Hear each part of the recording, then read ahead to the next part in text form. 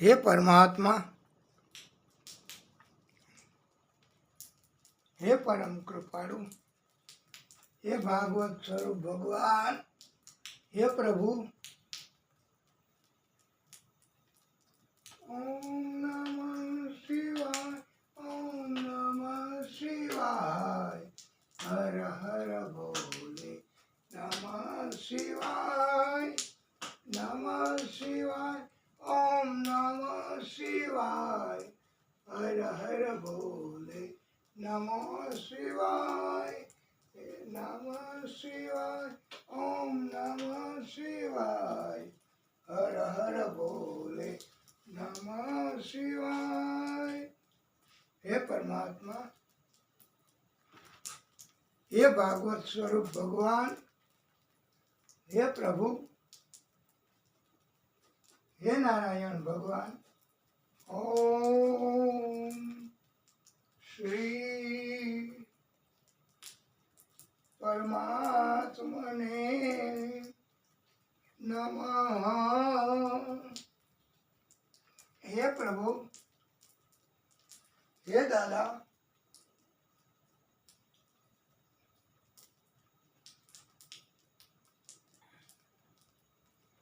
ओम श्री परमात्मने नमः। ओम परम पूर्ण पुरुषोत्तमाय नमो नमः। वाला भक्तो, वैष्णवो, परम श्रोताओ, આપ સર્વેના હૃદય કમળમાં બિરાજતા વિષ્ણુ પરમાત્મા શ્રી હરિ આદિશક્તિ નારાયણ પ્રભુ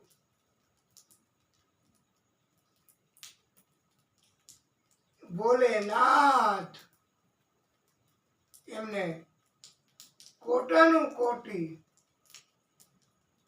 દંડવત પ્રણામ।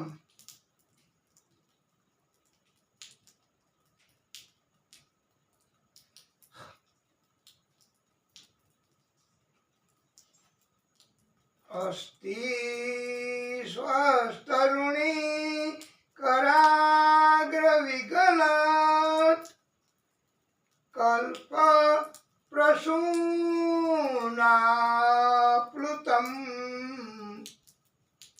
વસ્તુ પ્રસ્તુત વેણુનાદલહેરી નિર્વાણ નીર વ્યાકુલમ શસ્ત્ર શસ્ત્ર નિબધની વિવિલસાદ ગોપી સહસ્ત્રાવૃતમ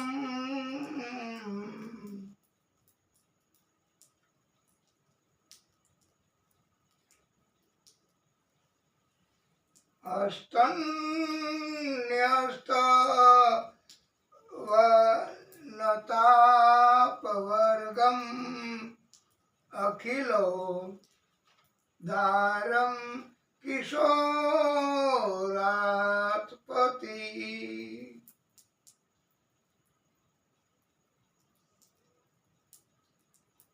ધારમ કિશોરાત્કૃતિ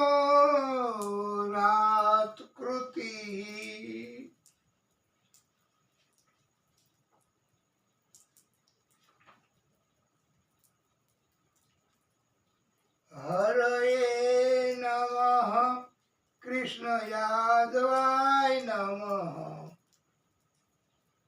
હરયે નમઃ કૃષ્ણ યાદવાય નમઃ યાદવાય માધવાય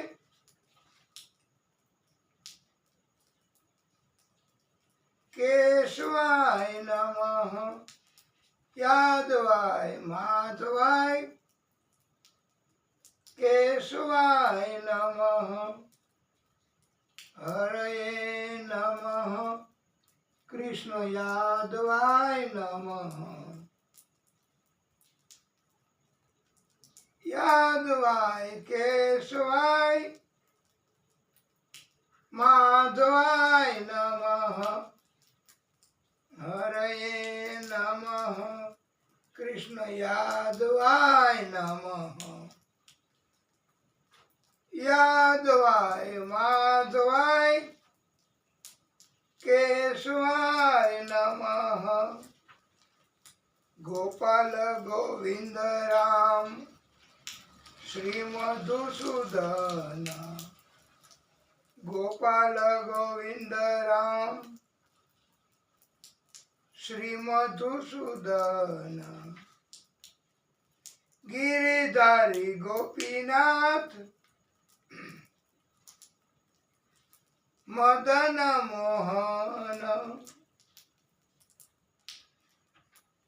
हरि गुरु वैष्णव भागवत गीता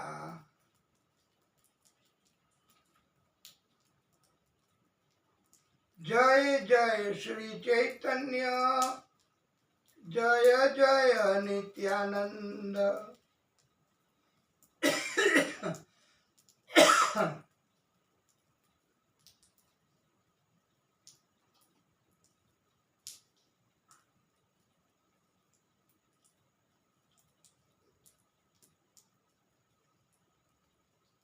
हे परमात्मा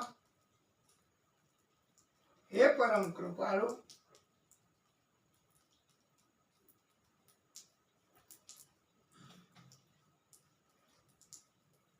हे नारायण भगवान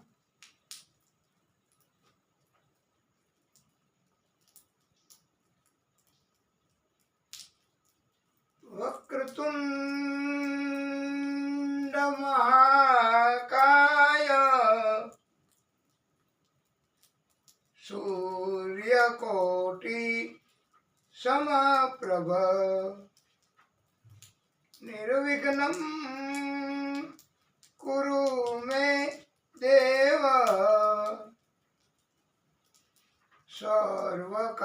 सर्वकार्येषु सर्वदा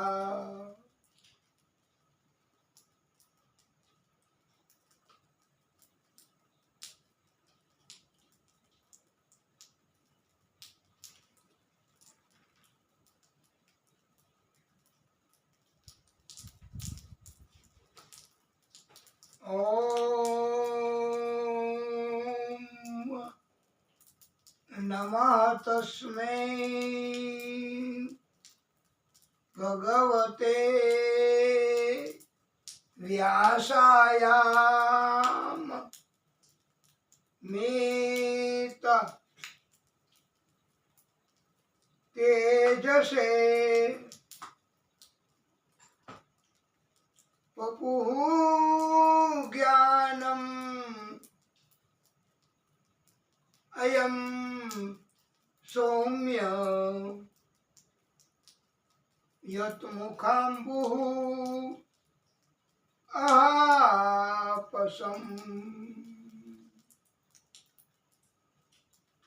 यत्मुखाम्बुः अहावसम् वाला भक्तों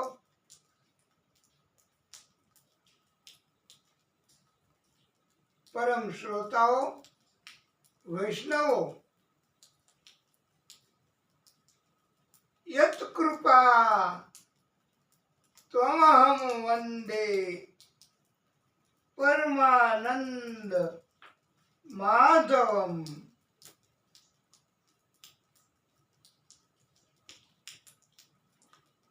आ परम शक्ति आदि शक्ति એમની કૃપા થાય જેની ઉપર તો કાંઈ ઘટે નહીં એવા પરમ શક્તિ અને આ ભાગવત એમના પ્રાગટ્યો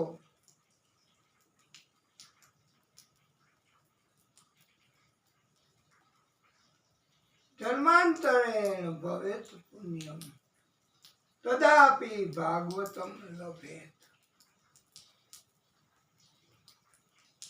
મુકં કરોતિ વાચાલમ પંગુમ લંઘયતે ગિરિમ યત કૃપા ત્વમહં વંદે પરમાનંદ માધવમ. બ્રાહ્મણ, રાજા,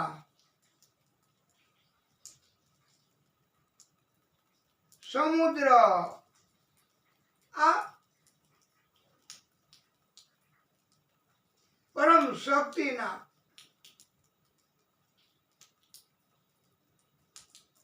વિષ્ણુ પરમાત્માના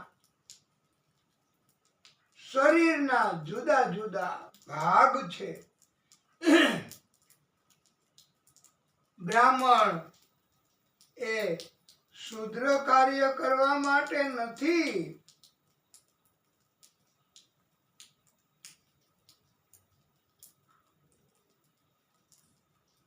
બ્રાહ્મણ વેદ અભ્યાસ કરવા માટે છે.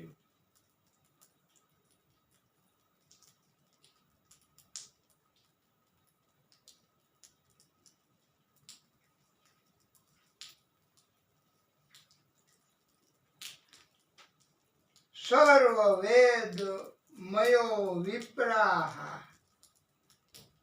એમ કહેવાય છે.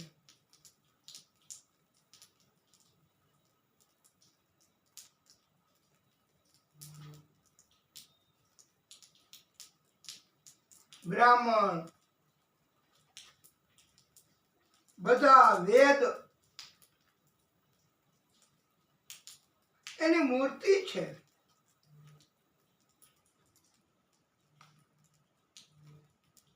હિન્દુ, મુસ્લિમ, શીખ, ઈસુ બધી જ જ્ઞાતિના મનુષ્યો એ બ્રાહ્મણોને સન્માન આપે છે, વંદન પ્રણામ કરે છે. બ્રાહ્મણો વેદોનું ગાન કરનારા છે. વિપ્રાહ ગાવશ્ચ વેદાશ્ચ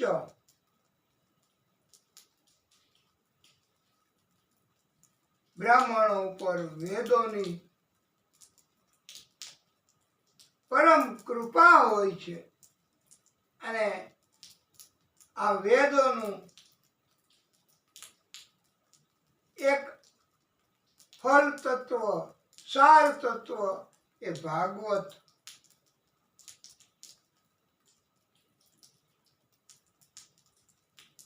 એની પણ પરમ કૃપા હોય છે. બ્રાહ્મણો જ્ઞાન મેળવે, બીજાને આપે. આજે પણ આવા બ્રાહ્મણો ઘણા પૃથ્વી ઉપર છે. તેથી વાલા ભક્તો, આપણી સંસ્કૃતિ એ હસતી ખીલતી રહે છે. નહીતર તો મરી પરવારે જો બ્રાહ્મણો જ્ઞાન ન આપે, જ્ઞાન ન મેળવે, ભક્તિના માર્ગે ન ચાલે તો સંસ્કૃતિ પણ નાશ પામે. વેદ રખીલો ધર્મ મૂલમ એમ કહેવાય છે કે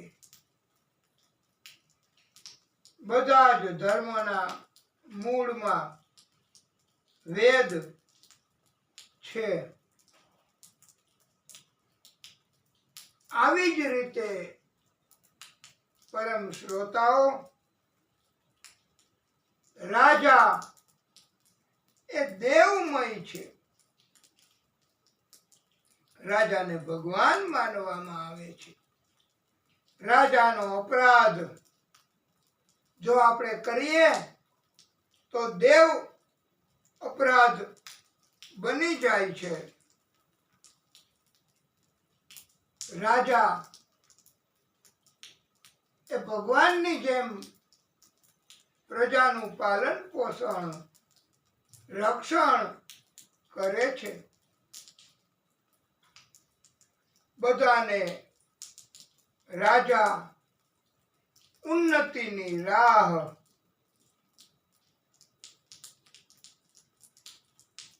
દેખાવે છે.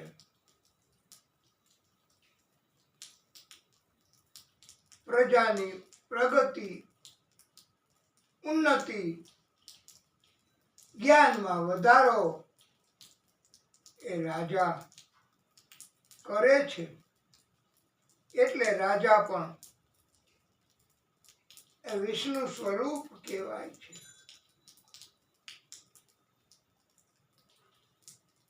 સમુદ્ર તીર્થમય કહેવાય છે.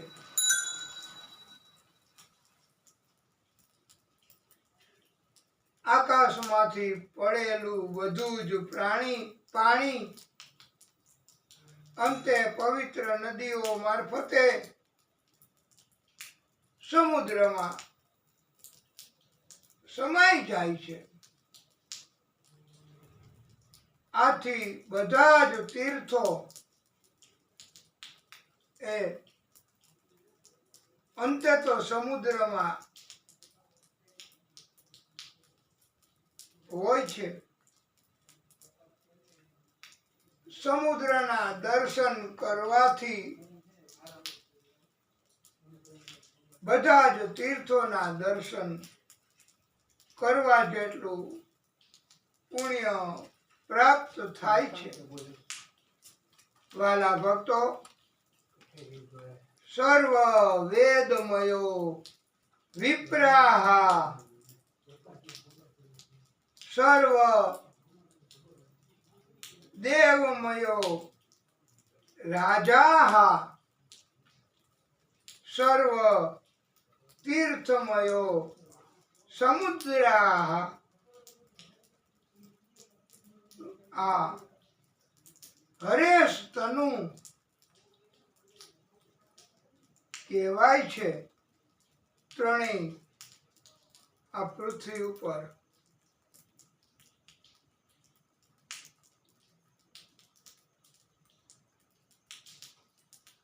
વાલા ભક્તો, પરમ શ્રોતાઓ,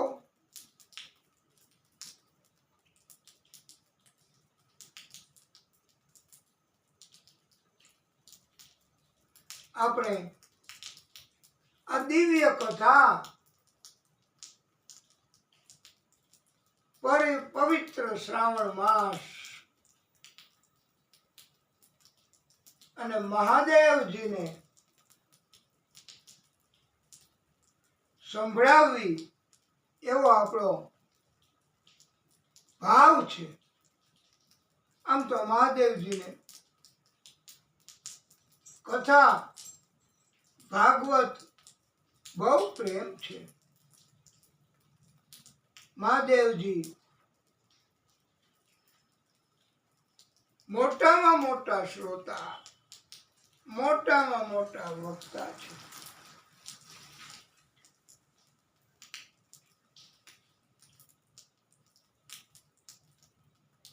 એમને આપણે રાજી કરવાના છે.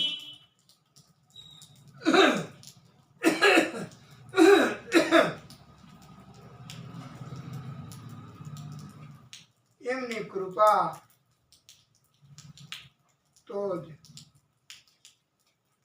જીવન, નહીતર ધક્કો કહેવાય છે.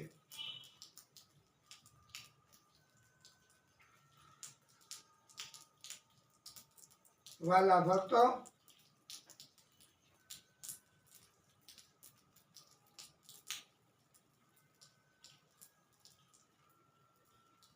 આપણે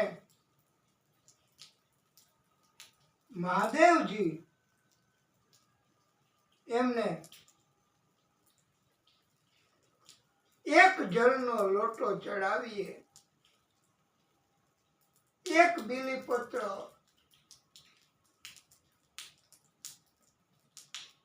મહાદેવજી રાજી થાય છે. ભોળા શંભુ કહેવાય છે.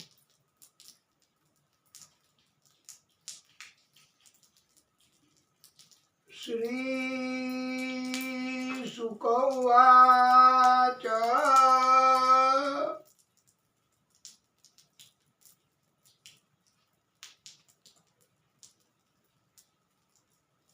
હે રાજન,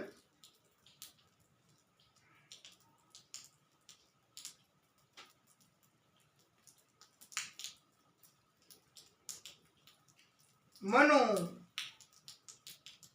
એ ભગવાન કહેવાય. એમના પત્ની શત્રુપા રાણી કહેવાના. પ્રભુની કૃપા એના કારણથી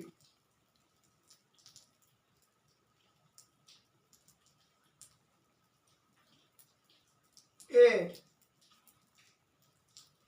મનુ ભગવાન અને શત્રુપા રાણી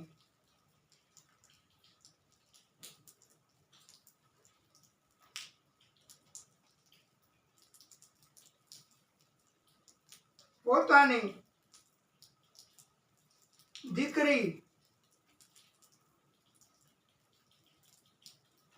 દેવહૂતિને લઈને કરદમ ઋષિના આશ્રમમાં પધારે છે.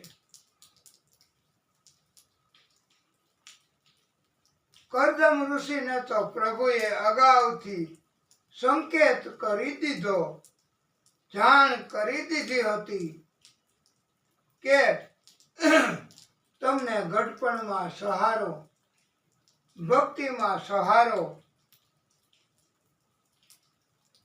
તમારા આનંદમાં વૃદ્ધિ, એ માટે થઈને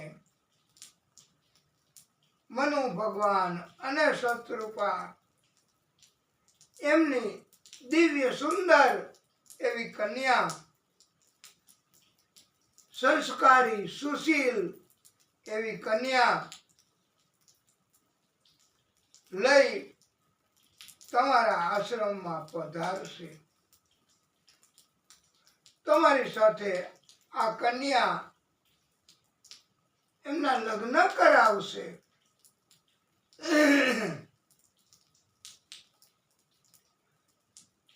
એમને તો બહુ આનંદ થયો છે. કરદમ ઋષિને જેને ધનની જરૂર હોય, એને ધન મળવાનું છે, આટલું બધું એની જાણ થાય તો કેટલો આનંદ થાય. જેને જ્ઞાનની જરૂર છે, એને જ્ઞાન મળશે એવી ખબર પડી જાય તો એને કેટલો આનંદ થાય જીવનમાં. અને જેને સેવિકા, જીવન સહચરિણી, જીવન સાથી મળી જાય તો એને કેટલો આનંદ થાય.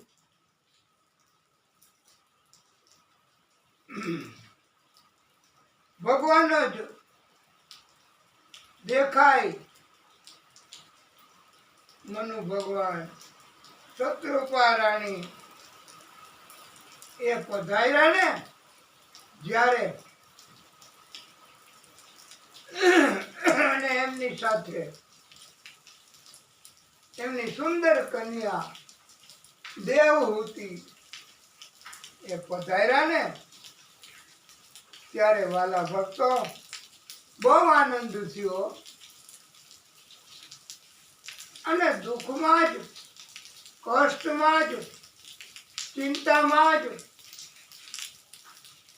આંસુ પડે એવું નથી વાલા ભક્તો. હરખ બહુ થાય, આનંદ બહુ થાય તો અંદરથી એ આનંદ, એ પ્રેમ, એ હરખ એ આંસુના રૂપમાં બહાર નીકળવા માંડે છે. અંદર કેટલુંક આ હરખ દુઃખ સમાય, દુઃખમાંય કેટલુંક દુઃખ આપણે સહન કરવાના, અંદર રાખવાના. વાલા ભક્તો, દુઃખમાં પણ એ દુઃખે બહાર નીકળે આંસુ સ્વરૂપે.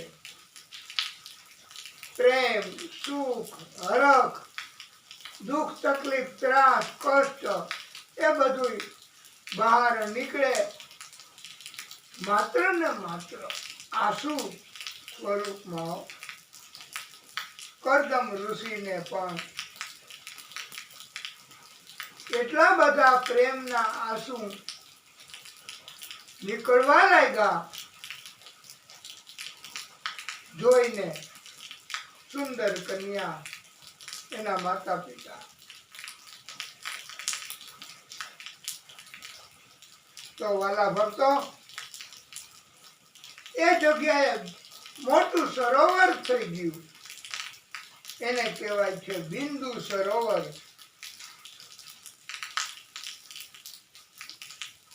કરદમ ઋષિએ આમ છતાંય, આમ તો આપણા કહેવા મુજબ તો પરીક્ષા કરવાની ન હોય, એને જોતું તું, અગાઉથી સૂચન થયું તો એ પધાર્યા, તો એને શું કામ પરીક્ષા કરવી?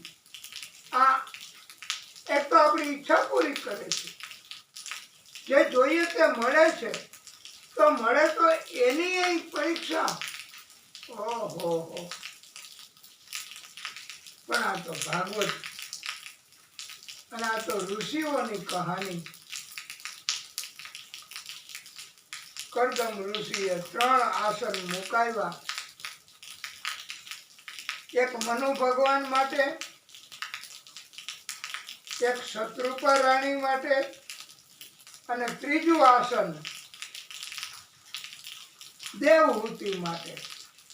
એની પરીક્ષા કરવા દેવહૂતિની, કે ભવિષ્યના પતિ એને ખબર છે દેવહૂતિને. તો આસનનો, પતિની સેવાનો સ્વીકાર કરે છે, કરાય, અને ન કરાય તો પછી એનો અસ્વીકાર કરાય તો અપમાન થઈ જાય. હવે શું કરવું? એ જ સાચી કસોટી કહેવાય. જ્યારે આવું થાય ને વાલા ભક્તો, ત્યારે જ પ્રભુ એમની કૃપા માગવાની હોય છે, એમનું સ્મરણ કરવાનું હોય છે. જે ભગવાનને આપણે માનીએ, શ્રદ્ધા હોય, એ ભગવાનને આપણે પ્રાર્થના કરવાની. પછી પોતે એક જ આદિશક્તિને. આ આપણે કથા ચાલુ કરી, આખો મહિનો ગયા સોમવારે કથા ચાલુ થઈ. આજે પણ સોમવાર, અને અમાસના દિવસથી પ્રેમીઓ, ભક્તો દશામાનું વ્રત કરે છે. એ 10 દિવસ કરશે વ્રત.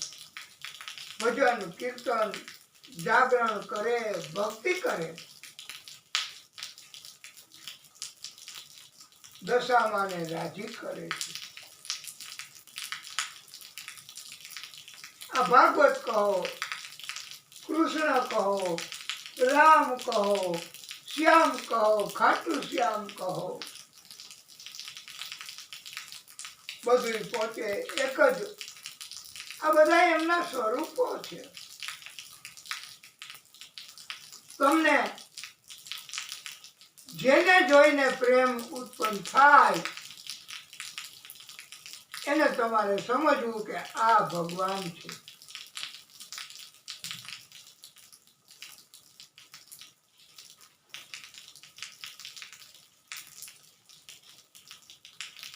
તમને છૂટ,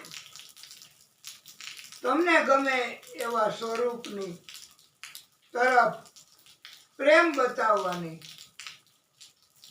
ઘણાને ગૌ સેવામાં પ્રેમ હોય છે તો ગાયોની સેવા કરે. આપણે શાસ્ત્રમાં કીધું છે ગાયોની સેવા કૃષ્ણએ જાતે કરી હતી, પોતે કરી હતી. તો એમાં કઈ ખોટું નથી. ભગવાન રાજી થાય છે. આવી રીતે પ્રભુની સ્તુતિને સ્મરણ કર્યું દેવહૂતિએ કે શું કરવું. ત્યારે એમને પ્રેરણા થઈ. એ સ્વીકાર કર્યો કહેવાય અને નોય સ્વીકાર કર્યો કહેવાય. એવું એમણે કર્યું છે.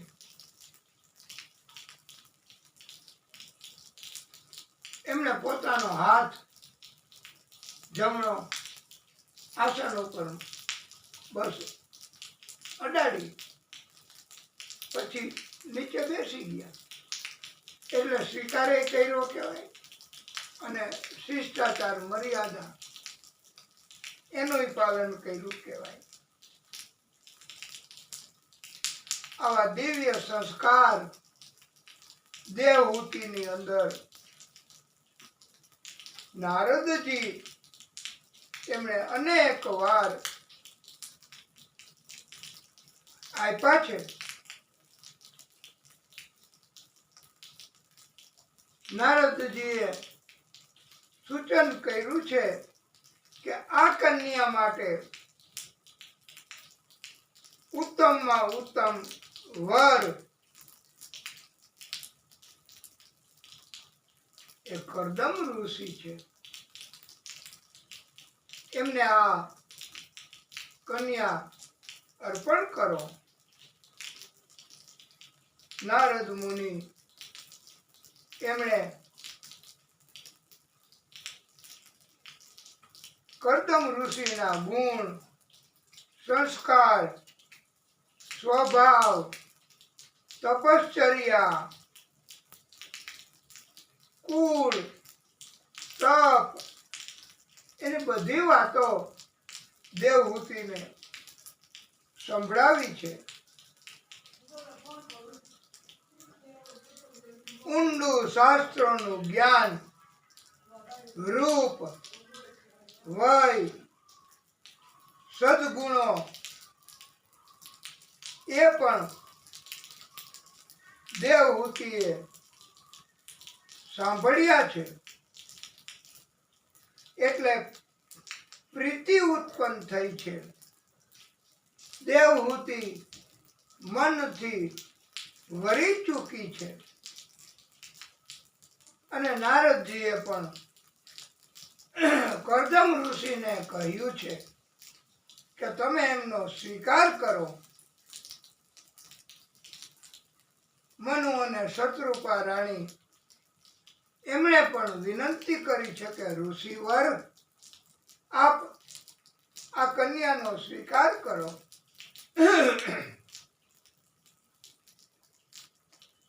ઋષિએ વાત માન્ય રાખી. દેવહૂતિ અને કરદમ ઋષિના લગ્ન થયા છે. વાલા ભક્તો,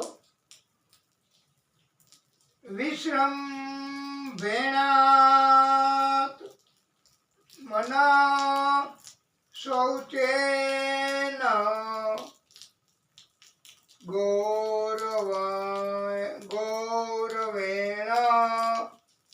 દમેન ચ શુશ્રૂષયા સૌ હૃદેન વાચા મધુર વાચ ભોહ. અર્થાત લગ્ન બાદ દેવહૂતિએ કામ, વાસના, દંભ, દ્વેષ, લોભ, પાપ, મદ એમનો ત્યાગ કર્યો છે. આશ્રમ તથા ઋષિની સેવા કરે છે. આ દેવહૂતિ પત્ની તરીકેની ફરજ બજાવે છે. સેવાના કાર્યો સતત કરે. વાલા ભક્તો, મનુ ભગવાનની રાજધાની એ બરહિષ્મતી અને વરાહ ભગવાન ત્યાં ગયા હતા. ડોકું ધૂણાયું, એના રૂવાડાઓ ખર્યા.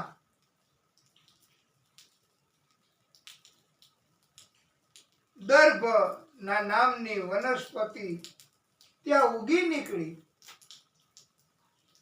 આ વનસ્પતિ ઉગવાથી બરહિષ્મતી એ રાજધાની બનાવી છે. દેવહૂતિએ ગૌરવ, સંયમ, શુશ્રૂષા, પ્રેમ, મધુર વાણી આવા ગુણો દેવહૂતિ એમાં પ્રભુની કૃપાથી એ દેવહૂતિને મળ્યા છે. પ્રભુની કૃપા વગર ગુણ નથી મળતા. વાલા ભક્તો, નકલ કરવાથી અકલ ન આવે. અમને એમ હોય કે ઘણી કથાઓ કરે, લેટેસ્ટ કથાઓ આવે યુટ્યુબમાં ભાગવતની, અમને કથા તરફ પ્રેમ હોય તો એમ થાય કે અમે પણ આવી રીતે કથાઓ કરીએ અને પ્રભુને રીઝવીએ. પણ વાલા ભક્તો, પ્રભુની કૃપા વગર ભક્તિ વધે નહીં, સદગુણ વધે નહીં અને લોકોમાં ચાહના વધે નહીં. પ્રેમથી જ બધાને પ્રાપ્ત કરી શકાય છે.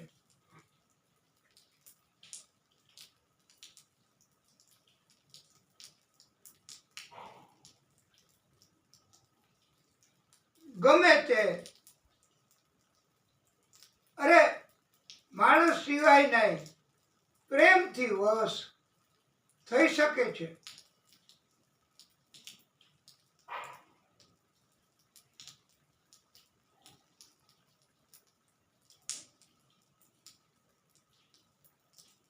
કરદમ ઋષિ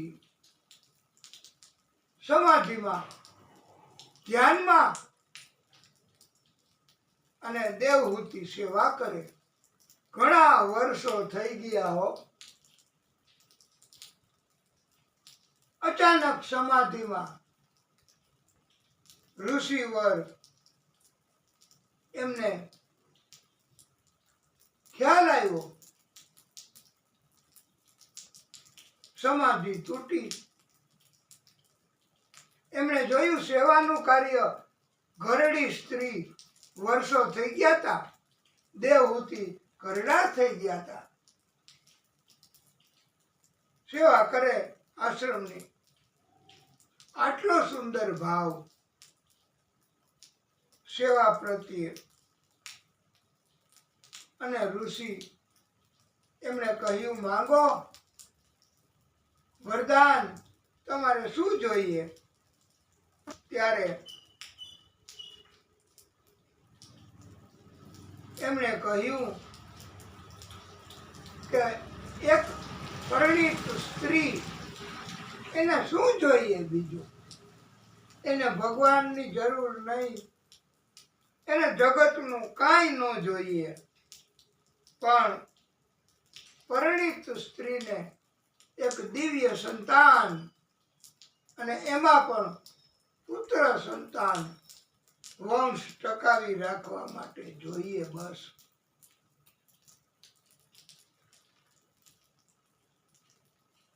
હવે પ્રિયાય પ્રિયમ અન્વિચ્છન્ન કર્દમો યોગ માં સ્થિતઃ વિમાનમ કામગમ ક્ષતસ્થ હે ચ વાવીર ચીકરત. અર્થાત પ્રિયતમા દેવહૂતિની મનની ઈચ્છા પૂર્ણ કરવા તપના બળથી કર્દમ ઋષિએ દિવ્ય વિમાન પ્રગટ કર્યું, ઉત્પન્ન કર્યું. આ વિમાનને ડ્રાઇવિંગ કરવાની જરૂર ન પડે, પાયલોટની પણ જરૂર ન પડે. અંદર જે માલિક ઋષિ એ બેસે, એની ઈચ્છા હોય એ મુજબ આ વિમાન ગતિ કરે. ઉપર જાય, નીચે આવે, દૂર જાય, આજુબાજુમાં જાય. આ તો કહેવાય વિમાન, પણ એક આખું નગર અંદર, અને બધું જ વિમાનમાં આ તપના બળથી જે મળે ને, પ્રભુની કૃપાથી મળે ને, એ બહુ જ ઉપભોગ ને યોગ્ય અને સંતોષ આપનારું હોય. અને એનાથી તો બધું જ શક્ય છે. કર્દમ ઋષિએ આજ્ઞા કરી, દેવી બિંદુ સરોવરમાં સ્નાન કરીને તમે પ્રવેશ કરો વિમાનમાં. એક ગરડા દેવહૂતિ બિંદુ સરોવરમાં સ્નાન કરવાની સાથે જ એ સુંદર યુવાન બની ગયા. આ બિંદુ સરોવરનો પ્રભાવ છે. આજે પણ ત્યાં સંકલ્પ સિદ્ધ થાય છે સ્નાન કરનારાનો. સુંદરતા મળે, કોષ્ઠ જાય, અને ચામડીના કોઈ દર્દ હોય તો એ પણ શમન થાય છે. બિંદુ સરોવરમાંથી પધાર્યા વિમાનમાં વાલા ભક્તો, 1000 દાસીઓ ઉત્પન્ન કરી છે. આ યોગ બળ, તપના બળથી. આ એવું પ્રમાણ છે કે કૃષ્ણએ પણ ગાયો, ગોવાળો એ ઉત્પન્ન કર્યા. એ યોગના બળ, તપના બળ, એના કારણથી. એટલે 1000 દાસીઓ ઉત્પન્ન કરી દેવહૂતિને જે કાંઈ જોઈએ એ બધું મળી જાય. 100 વર્ષ સુધી દિવ્ય વિમાનમાં રહ્યા છે.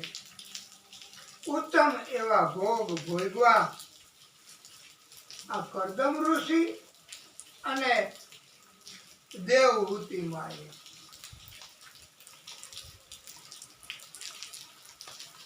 9 કન્યાઓનો જન્મ થયો. બોલો, અને પ્રભુની કૃપા કહેશો કે અપકૃપા? કરદમ ઋષિએ કહ્યું કે હવે હું સંસાર નહીં ભોગવું, મારે તપ કરવા જાવું છે. ત્યારે પત્ની એને સમજાવે છે કે ઋષિવર, આ કન્યાઓને તો મારે પરણાવી દેવી પડશે. એ તો પારકી થાપણ કહેવાય. તો હવે મારા ઘટપણ એના માટેનો આધાર એ તમે મને આપો, પછી સંસાર છોડજો. અર્થાત એની ઈચ્છા એવી હતી કે પુત્ર સંતાન આપો. કરદમ ઋષિએ ગંભીરતાપૂર્વક આ પત્નીની ઈચ્છા એનો નિર્ણય કર્યો અને યોગ્ય લાગી વાત. એટલે અને ઘટપણ સરળ બને એ માટે જ સંસ્કારી દીકરાઓ દીકરીઓ એની જરૂર પડે. ઘટપણમાં બધું જ સુખ એ સંતાનો આપી શકે એના માટે આપણે કથામાં આવે છે કે શ્રવણ એ એના માતા પિતા ગરજા થયા, એને કાવડ બનાવી એકમાં પિતા એકમાં માતા એમ બે પલ્લામાં અને ખંભે ઉપાડીને એ કાવડ માતા પિતાને લઈને બધા તીર્થો કરાવ્યો. આ ઇતિહાસમાં લખાઈ ગયું છે. આપણે આવી માતા પિતાની સેવા તો નથી કરી શકવાના, કારણ કે ઘણી જાતની અટકાયત હોય દીકરાઓને અને દીકરીઓને. પણ થઈ શકે એટલી તો સેવા તોય ઘણું થાય હો. પણ ન કરે એ નો જ કરે. અને જે સંસ્કારી હોય એને કઈ અટકાયત ન થતી હોય તો ઈ કેવું ન પડે. અને કન્સિડર કર્યું, ધ્યાનમાં લીધું કરદમ ઋષિએ. અને ઘટપણમાં તો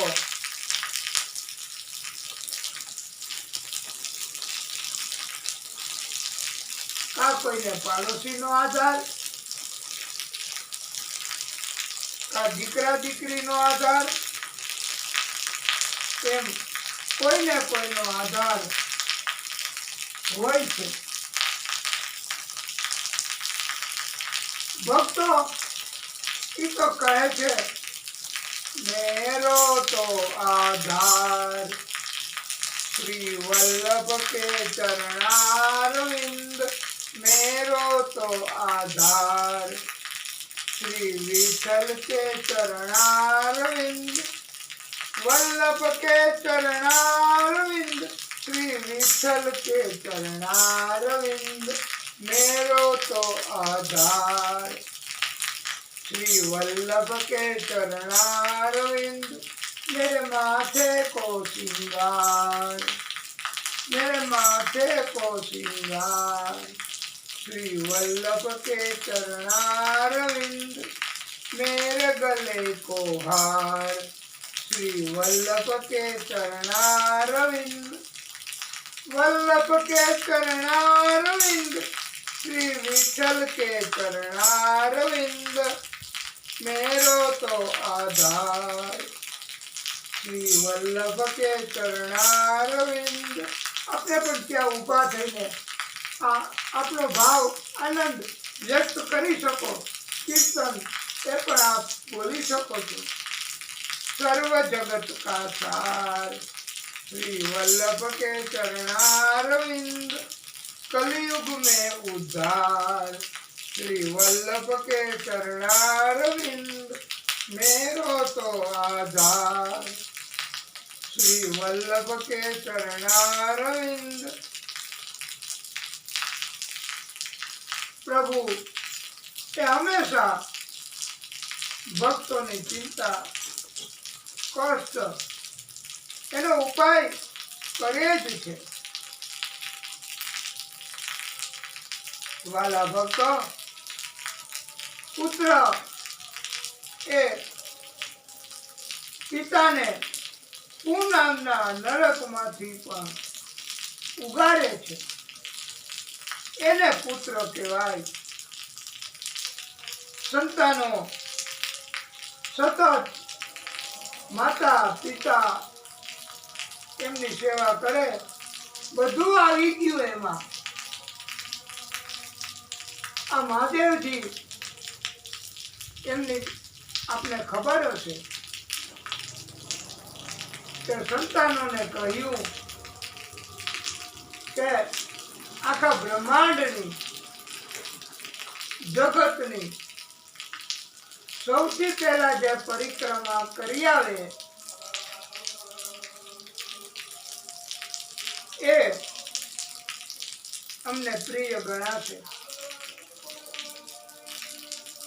કાર્તિક એક મહાદેવજીના પુત્ર, એનું વાહન મોર મયુર, તો એ તો નીકળી પડ્યા આખા જગતની પરિક્રમા કરવા. ગણેશજી એમનું વાહન તો ઉંદર, તો અને ગણેશજી પાછા એવા મહાકાય, તો કેવી રીતે જગતની પરિક્રમા કરે. પણ દિવ્ય મતિ એ બુદ્ધિ એ તો ગણેશજી પાસે એમ કહેવાય છે. એટલે ગણેશજી એ તો વાહનમાં ઉંદરની ઉપર સવારી કરી અને ગણેશજી એ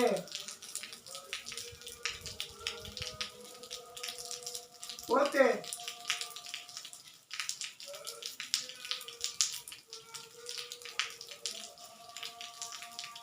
માતા પિતા એમને પરિક્રમા કરે છે. ગણેશજી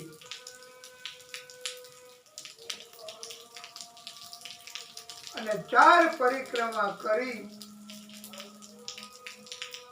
પ્રાર્થના કરી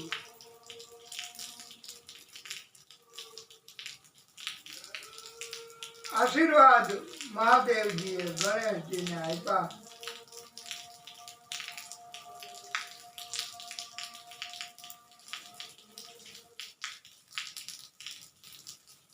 કાર્તિક સ્વામી એ તો આવ્યા, પણ ઈ પહેલા તો ગણેશજીને પ્રિય ગણ્યા છે.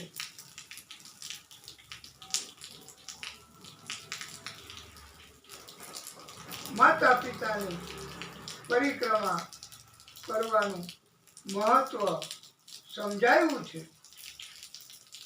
ભાગવતમાં.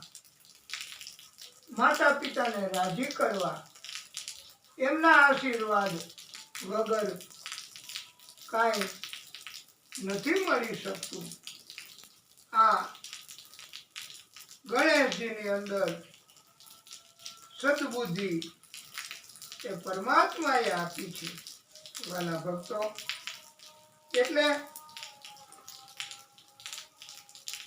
એમને આપણે યાદ કરવા, માતા પિતાનું મહત્વ સમજાવ્યું છે. ગણેશજીએ વિઘ્નેશ્વરાય વરદાય સુરપ્રિયાય લંબોદરાય સકલાય જગત પિતાય નાગાનનાય શુચિયજ્ઞ વિભોત સુતાય ગૌરી સુતાય ગણનાથ નમો નમસ્તે.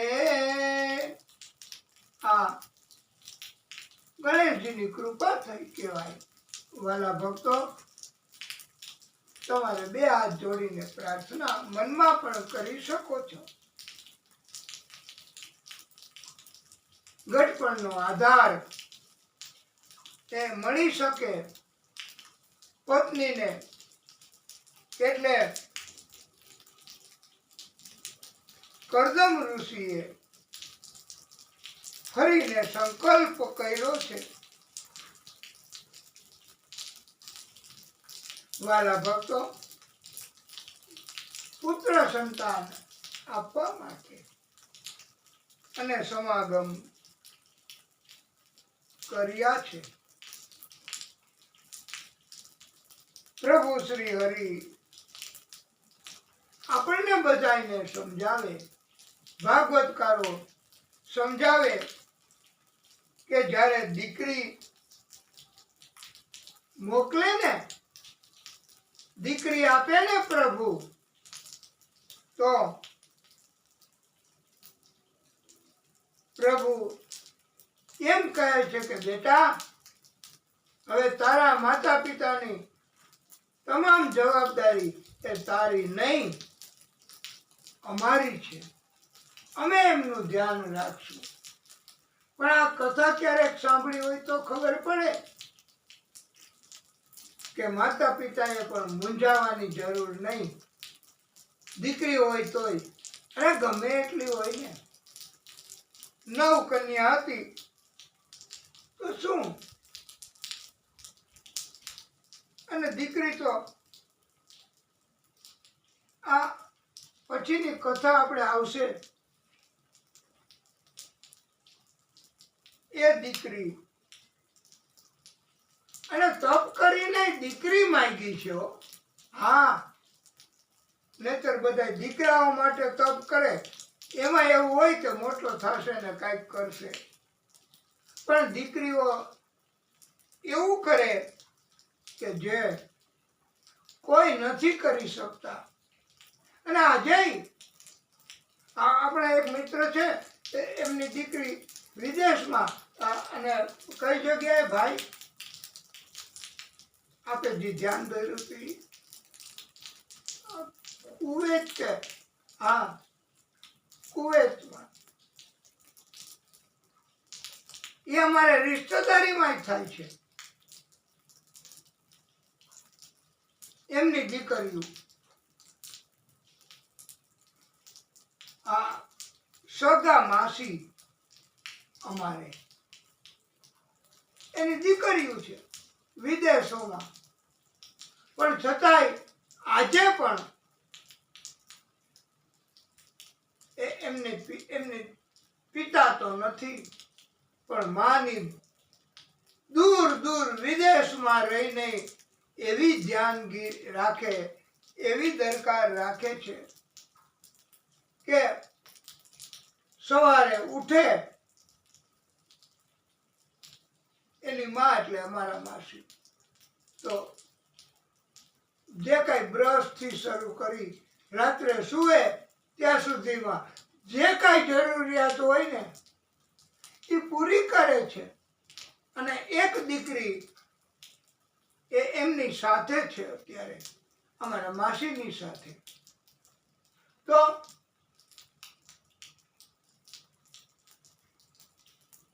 એ દીકરીનું પણ એની માને નથી કરવું પડતું કાંઈ. દીકરીનું એ બીજી દીકરીઓ બધું કરે છે. એટલે કોઈ કોઈનું કાંઈ કરતું નથી. પણ પ્રભુ આ વ્યવસ્થા કરે છે. એ અમારા માવતર પરિવાર એની આ વાત આમ તો કરાય નહીં, પણ આ પ્રસંગને અનુકૂળ અને કથાને અસરકારકતા પ્રાપ્ત થાય એટલે આ વાત આપને કહેવાની કે દીકરીઓ બધું કરી શકે હો. અમારા માં, એની માં, એના પિતા, અમારા માં, એના પિતા એ પણ પરમ ભક્ત હતા હો મહાદેવજીના. જુનાગઢમાં ભવનાથ મહાદેવ એમને ત્યાં રહેતા. અને અમારા પિતા, એના પિતા એ પણ મહાદેવજીની બહુ ભક્તિ કરતા. આખો શ્રાવણ મહિનો ભીડભંજન મહાદેવનું મંદિર છે, થોડે દૂર 7 કિલોમીટર જેટલું. તો ત્યાં આખો મહિનો રહેવાનું, બધી પ્રવૃત્તિ કરવાની, જપ કરવાના. અને અમે તો બધા નાના નાના હતા ત્યારે, તો અમે વાટ જોઈ કે અમારી માં એમના બધાને પૂછીએ કે આ મહિનો ક્યારે પૂરો થશે. એનું કારણ કે ભાદરવી અમાસ આવે ને, આ અમાસ આવે શ્રાવણ મહિનામાં છેલ્લો દિવસ, એ ભાદરવી અમાસ. તો અમારા જે ગયા હોય જપ કરવા, અમારા પિતાના પિતા એ ત્યાં ગયા હોય, પછી એવા બધા બ્રાહ્મણો ત્યાં જાય. આખો મહિનો ભીડ ભજન દાદા એમને ત્યાં બધું ફરાળ ભોજન બધું મળે અને ભક્તિ કરતા. અમને તો ભાદરવી અમાસ આવે એની ઇંતજારી, કારણ કે ત્યાં લાડવા ભાદરવી અમાસના દિવસે બધા પરિવારોને જમાડતા. ગમે તેટલા માણસો ભલે ને થાય, ઈ ભીડભંજન સ્વરૂપમાં મહાદેવજી બધું જ આપે છે ભાઈ.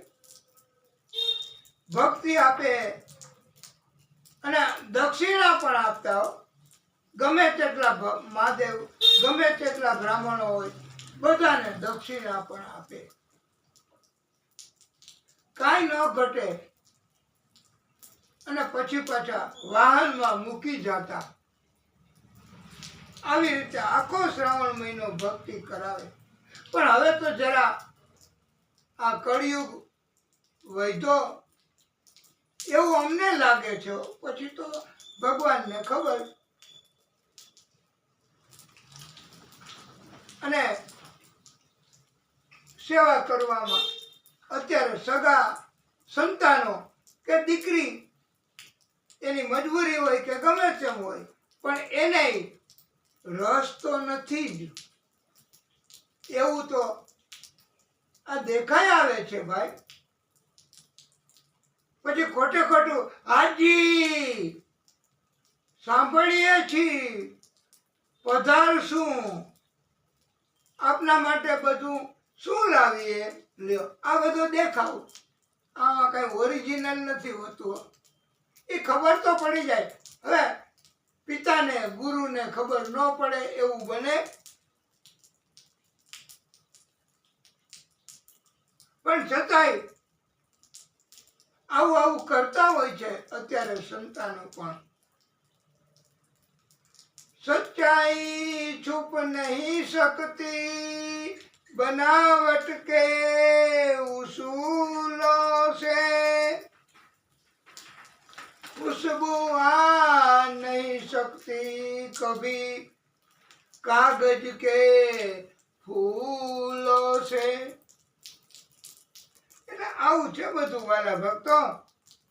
દીકરી જન્મે તોય અફસોસ ન કરવો. દીકરી ધ્યાન ન રાખે કોઈ પણ કારણોસર તો ભગવાન ધ્યાન રાખે. ભગવાને જવાબદારી લીધી હોય છે હો. તમને બધાને કોઈ દીકરી જન્મે તો અફસોસ ન કરવો, અને દીકરો જન્મે તો ભગવાન જવાબદારી કઈ બહુ નથી લેતા.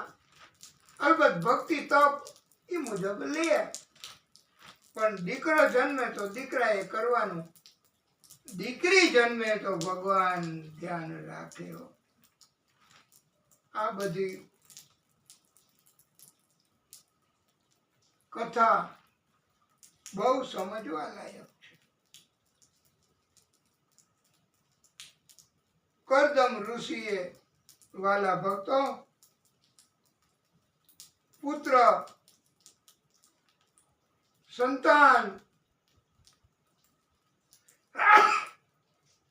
હે પ્રભુ આપવા માટે દિવ્ય સંકલ્પ કર્યો, અને ઋષિ ભક્ત વૈષ્ણવો સંતો એના સંકલ્પ ભગવાન પૂરા કરે છે અને કરે છે. એટલે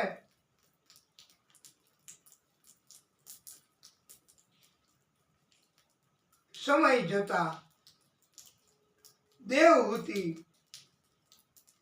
એમને પુત્ર જન્મો. આ પુત્ર નહીં પણ પરમાત્મા આદિ શક્તિ એમને પોતે પ્રાગટ્ય કર્યું આ પુત્રના સ્વરૂપમાં.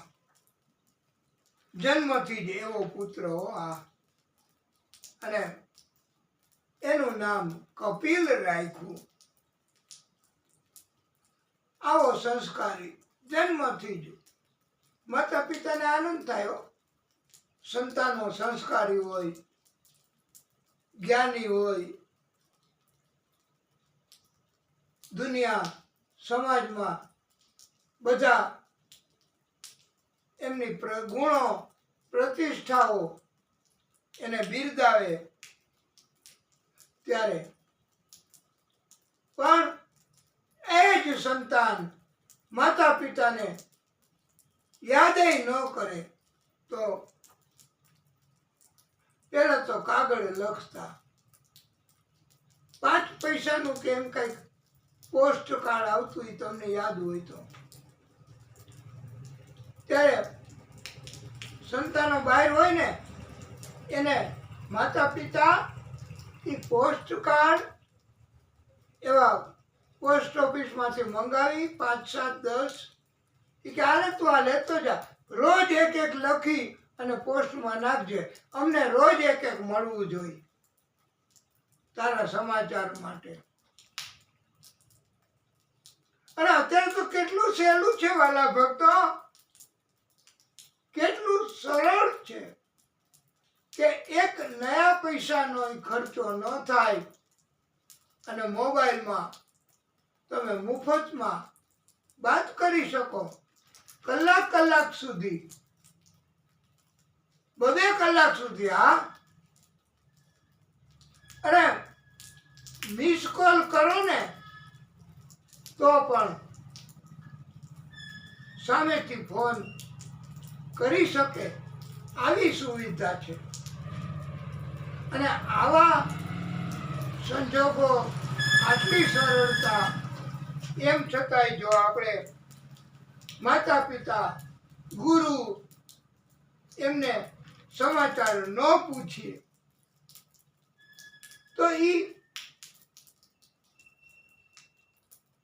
આપણે જીવ્યા ને ન જીવ્યા બધું સરખું કહેવાય ભાઈ.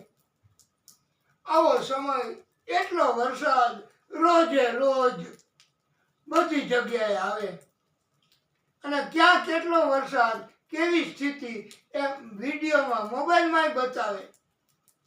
એમ છતાંય અને ખબર હોય કે આ મકાન આપણે કથા વાંચીએ છીએ અહીંયા તો બાજુમાં પડી ગયું વરસાદના કારણથી.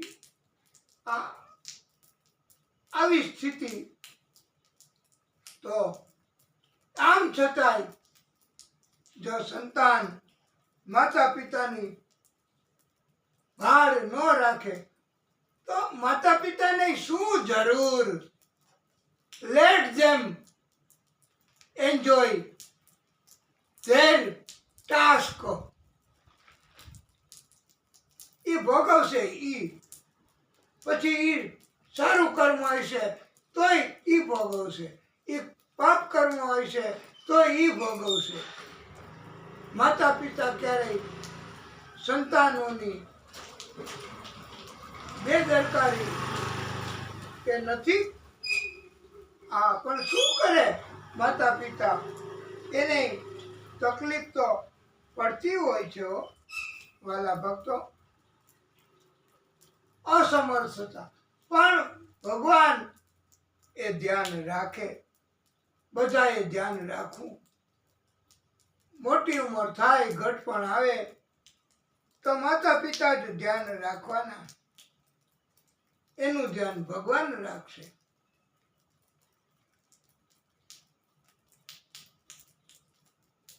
અને તમે જોજો એવી એવી કથાઓ, એવી એવી વાત કે માતા પિતાને છોડી દે, એની મિલકત, એનું પેન્શન, એનું બધું લઈ લે ચીટિંગ કરીને, અને પછી એને કાઢી મૂકે. અને પછી માતા પિતા કા ભક્તિ કરે કા એવી શોધ કરે ભગવાનની કૃપાથી કે ઈ પિતાનું નામ થઈ જાય જગતમાં, અને કરોડો રૂપિયા પિતાને મળે. અને ત્યારે પાછા નાટક કરતા કરતા કે ભૂલ થઈ ગઈ અમારી, અમે આપને ઓળખી ન શક્યા એમ કરીને. કારણ કે પૈસા સંપત્તિ આવી. નાણા વગરનો નાથીઓ, નાણે નાથા લાલ, એમ જગતને છે. આ ભગવાનને નથી. ભગવાનને પૈસાની જરૂર નથી. અને એટલે તો અમે અને તમે બધા આ પવિત્ર શ્રાવણ મહિનામાં ભક્તિ કરીએ છીએ. 9 કન્યાઓ થઈ, 10મું એ ભગવાને પ્રાગટ્ય કર્યું. બોલીએ કપિલ ભગવાન કી જય. 9 કન્યાઓમાં કલાના લગ્ન મરીચી સાથે, અનસુયાના અત્રી સાથે, હવિર્ભુના પુલસ્ય ઋષિ સાથે, ગતિના પુલહ ઋષિ સાથે, ક્રિયાના કૃતુ ઋષિ સાથે, ખ્યાતિના ભૃગુ ઋષિ સાથે, અરુંધતીના વશિષ્ઠ ઋષિ સાથે, શાંતિના અથર્વ ઋષિ સાથે, શ્રદ્ધાના અંગીરા ઋષિ સાથે. આમ 9 કન્યાઓના લગ્ન.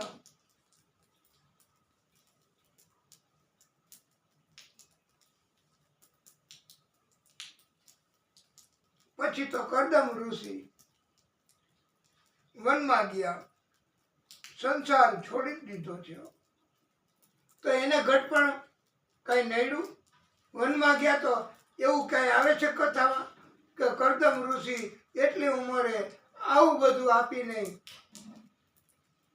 10 સંતાનો વનમાં ગયા તો ન્યાય એમને તકલીફ પડી, ભૂખે મરી ગયા, કષ્ટ આવ્યું. અરે ભગવાન કૃપા કરે, શ્રદ્ધા જોઈએ બસ. કોઈને તકલીફ ન આવે, કોઈને કષ્ટ ન આવે, પણ ભક્તિ શ્રદ્ધાપૂર્વકની હો. હા, પણ અમે તો કહી છીએ કે કથામાં આવો, શ્રદ્ધા હોય કે ન હોય, શ્રદ્ધા જાગશે તમને. અહીં આવીને સુઈ જાવ તોય શ્રદ્ધા જાગશે. આ અસર તો છે જ. આ જેનામાં જીવ નથી એની ઉપર આ ઈંટ, માટી, પથ્થર, સિમેન્ટ, લોખંડ, એની ઉપર આ કથાની અસર છે. અચેતન તત્વો ઉપર તો પણ ચેતન તત્વ આપણે બધા તો મનુષ્ય છીએ, તો તો આપણને તો અસર થવાની જ કથાની. માતા દેવહૂતિને ખબર પડી, ઘટપણમાં આવે એકલા થઈ ગયા. એમને પુત્રને કહ્યું કે તમે બ્રહ્મ સ્વરૂપ છો, મને ખબર પડી ગઈ છે. તમે મને જીવનનું તત્વ સમજાવો. કપિલ એમને બોધ આપ્યો છે. ઊંચા આસન ઉપર બેઠા, વ્યાસપીઠ ઉપર. માતા નીચે બેસી ગયા. તો જ બોધ આવ્યો. તમે કહો મારે ખુરશી બરોબર, મારે સોફા બરોબર, મારે તો ઊંચા આસન ઉપર બેસવું, અમે કોઈ દી નીચે આસન ઉપર નથી બેસતા. તો એક અભિમાન, તો બોધ ન આવે. અને કપિલ એમણે ઉપદેશ આપ્યો. એને પંડિતો કપિલ ગીતા કહે છે. વાલા ભક્તો, કપિલો વાચ,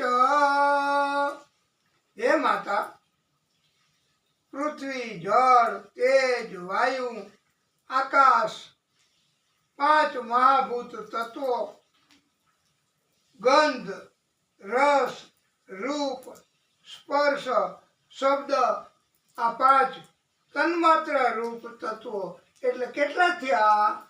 10. અને હવે આગળ બીજા 14. ઈ ક્યાં? કાન, ત્વચા, નેત્ર, જીભ, નાસિકા, વાણી, હાથ, પગ, લિંગ, ગુદા, મન, બુદ્ધિ, ચિત્ત અને અહંકાર. આ 14 તત્વો એટલે કુલ થયા 24. એનું આખું શરીર બન્યું. અને એમાંય એક તત્વ પરમાત્માની કૃપાથી ઉમેર્યું. એને શરીરને કાળ અને ચિત્ત તત્વ, પરમાત્માનું તત્વ એમાં ઉમેરાણું. એટલે 25 તત્વો એનો સમૂહ એ પ્રકૃતિ તત્વો કહેવાય છે. મનને નીચ માર્ગે વાળતું રોકવા, મનની શુદ્ધિ કરવી, ભક્તિ કરવી, મનને કંટ્રોલ કરવું. યોગાભ્યાસથી મનને કંટ્રોલ કરી શકાય, નિર્મળ કરી શકાય, શુદ્ધ કરી શકાય છે. પ્રાણાયામથી વાત, પિત્ત, કફ એને બાળી શકાય છે. શરીરમાં કમજોરી આવે કા વાત એટલે વાયુ, પિત્ત અને કફ. તો પ્રાણાયામ કરવા, કસરત કરવી. હે માતા, કપિલ કહે છે ભગવાન, દંભ, હિંસા, મત્સર ભાવ, ક્રોધ,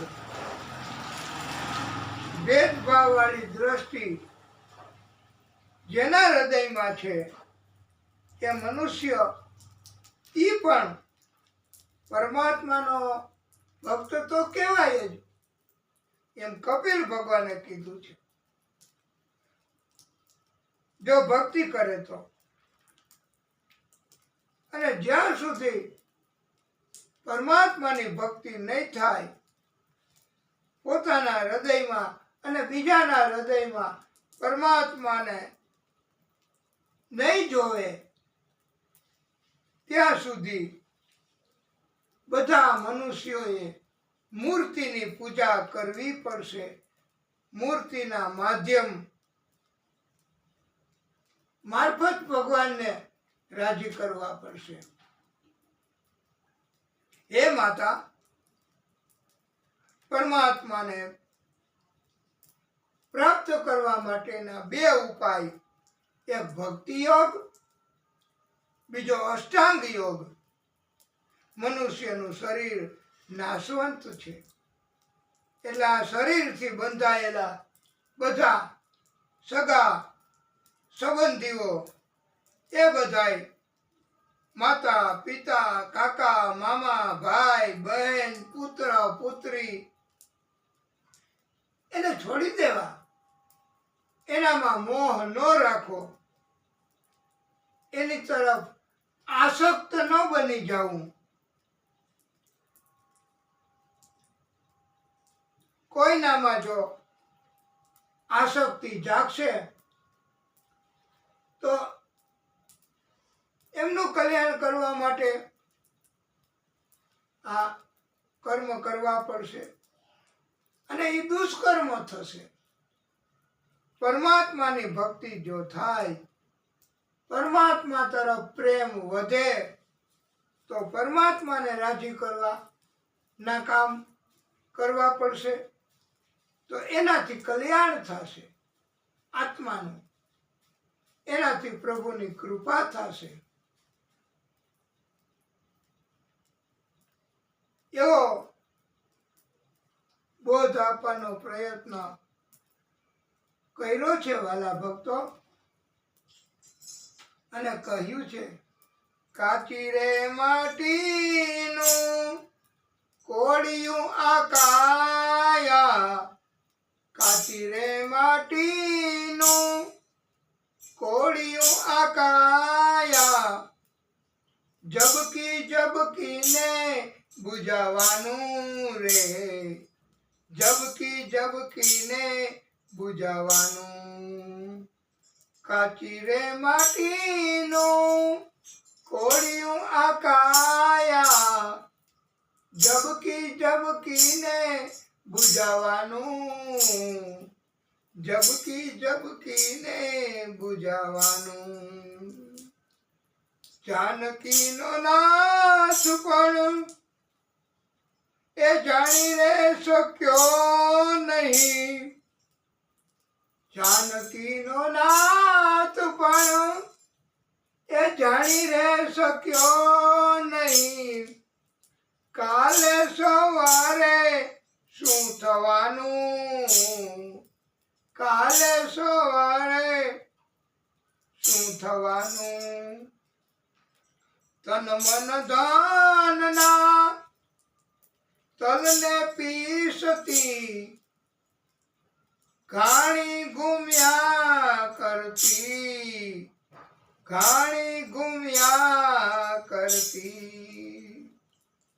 તન મન ધનના તલને પીસતી ઘાણી ગુમ્યા કરતી.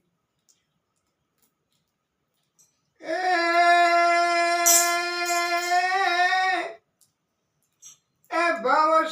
ભવસાગરનો નહીં ભરોસો, ભવસાગરનો નહીં ભરોસો. ઘડીઓટ ઘડી ભરતી, ઘડીઓટ ઘડી ભરતી. લેનું દેનું એ લખ્યું લલાટે, લેનું દેનું લખ્યું લલાટે. અહીં ને અહીં ચૂકવવાનું રે, અહીં ને અહીં ચૂકવવાનું. જાનકીનો નાથ પણ જાણી રે શક્યો નહીં, કાલે સવારે શું થવાનું.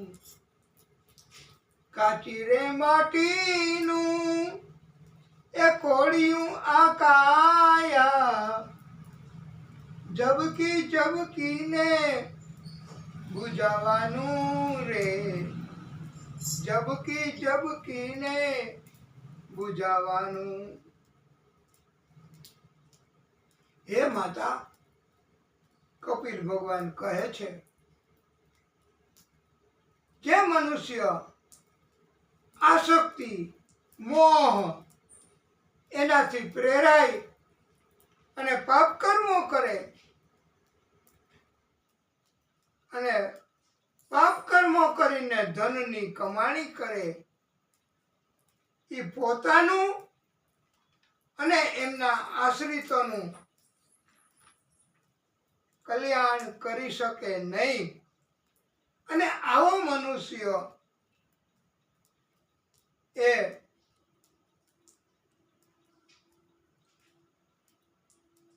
પછી ભોગવવું પડે ને પાપ કર્મનું ફળ, તો એને ઘરમાંથી કાઢી મૂકે, બધાય કુટુંબ તો છોડી દેશે. અને પછી ગમે ત્યાં રાત્રે દિવસે પડ્યો રહીએ, બહાર રખડે ભટકે, કોઈ રોટી કા ટુકડા દે તો લે, બસ.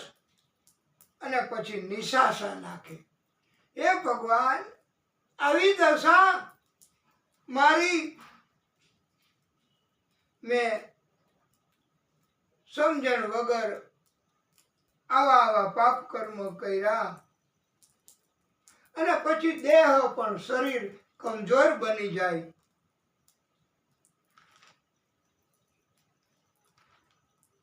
હા, રોગ પણ લાગુ પડી જાય છે.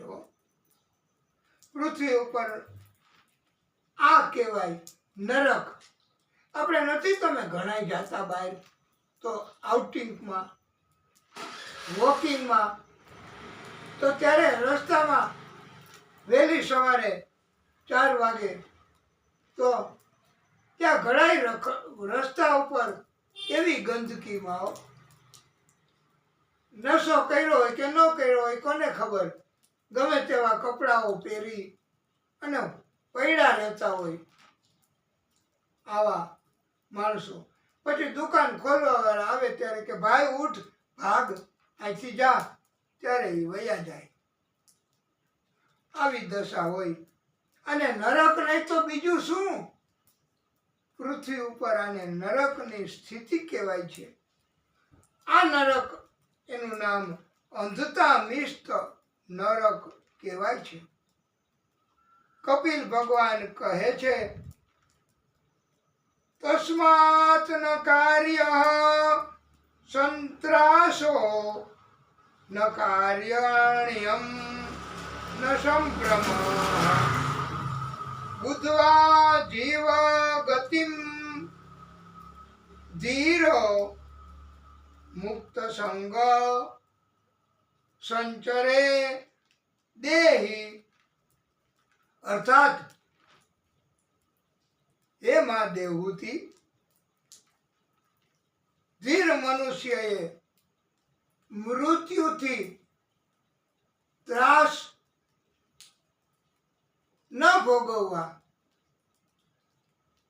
જીવનને જીવવાનો મોહ રાખવો નહીં, જીવનની ભીખ માગવી નહીં કોઈ પાસે,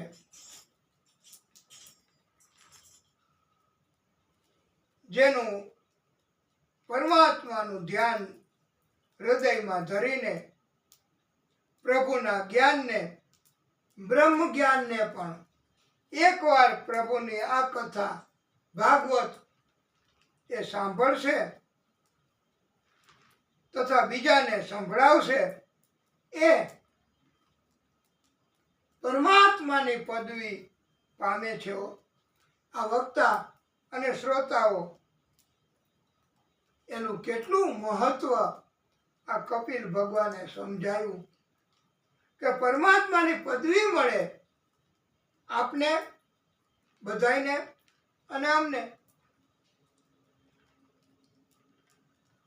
આપ લખી લેજો, ખબર ન હોય તો.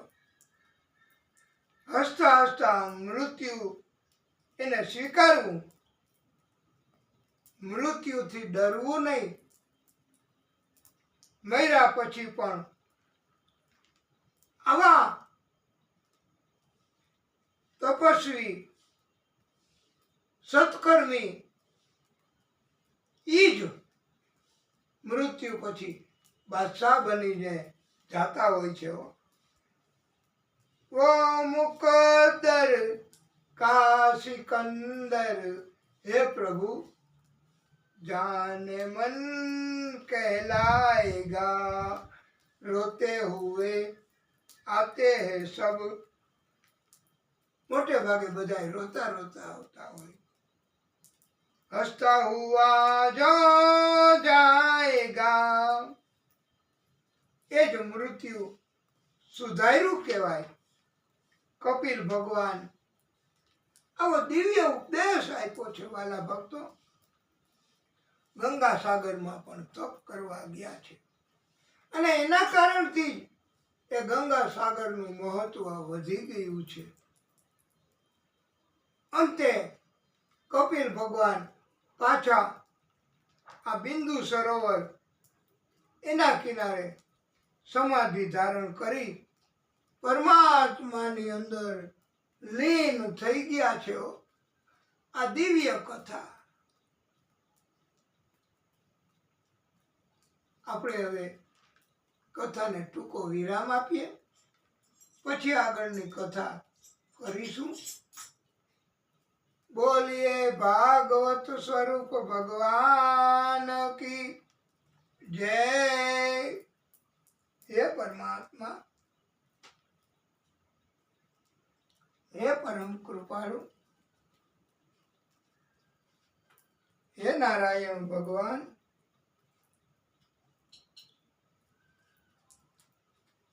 હે ભાગવત સ્વરૂપ ભગવાન હે પ્રભુ